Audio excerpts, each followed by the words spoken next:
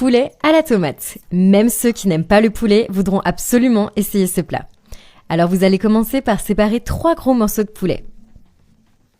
On va faire des coupes en diagonale pour bien assaisonner le poulet et que ça prenne bien le goût des épices. Maintenant, on va réserver de côté, préparer l'assaisonnement.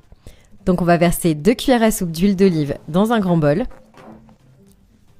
1/4 de tasse de shoyu, un petit peu de sel, du poivre noir, un petit peu d'origan,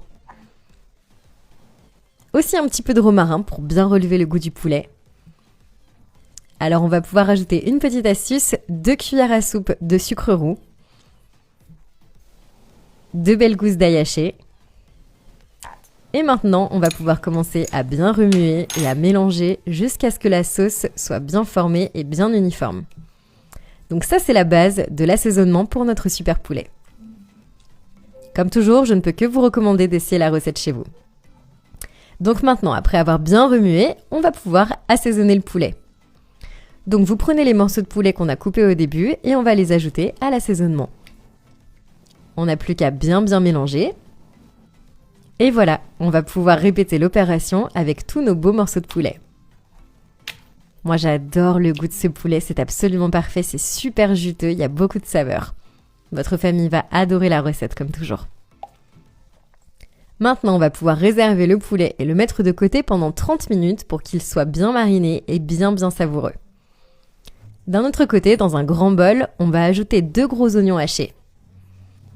Ça, c'est délicieux, rien que l'odeur, j'en ai l'eau à la bouche.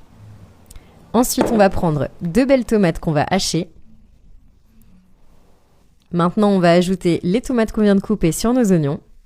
Donc pendant que notre poulet est en train de reposer et de bien mariner, on peut préparer cette étape et tout sera prêt en même temps. Alors maintenant, on va bien répartir toutes les tomates pour que ce soit bien uniforme et que ça prenne bien le goût de l'assaisonnement. Ensuite, on va pouvoir reprendre notre beau poulet qui a bien mariné.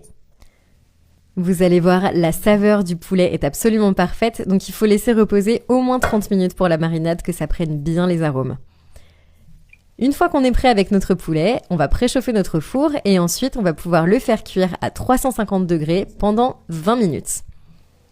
Après ce petit laps de temps, on va pouvoir retirer notre poulet du four. Et là, la superbe étape, on va le recouvrir de mozzarella râpé. Bien sûr, vous pouvez remplacer par le fromage que vous préférez. Moi, j'ai pris mozzarella, mais c'est comme vous voulez.